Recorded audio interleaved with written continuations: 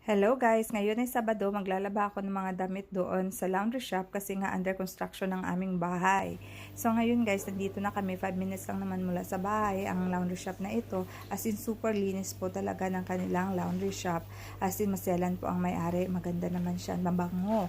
At saka yan guys, 13 kilos is nasa 7 euros 80 cents siya. Tinuruan kami ng may-ari kung paano gamitin. At saka kung wala ka palang sabon, ay pwede ka diyang bumili. Isang takal 50 cents. So, ayan guys, 29 minutes ang paglaba. So, ayan, bibili muna kami ni ate ng tinapay kasi matagal naman pag-aantay. So, ayan, ang bake shop ay nasa malapit lang naman. So, 3 minutes, nakabalik na kami.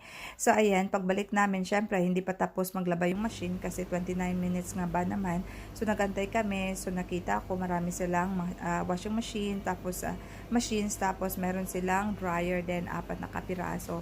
So, pag magpa-dryer ka dyan, nasa 1 euro 20 cents, 8 minutes yung pag-dry niya. So, ayan guys, maganda dito kasi nasa sentro siya ng city. Maraming mga taong dumadaan-daan. So, ayan guys, ang paglaba pala dito guys, kailangan i-segregate mo. Pag dark color lang siya. Pag light color lang siya. Tsaka pag white color lang siya. So, ayan guys, syempre, yung 4 kilos is nasa 6 kilos pala, nasa 4 euros something. Yung 5 kilos is nasa 3 euro something or 4 something, ganun din.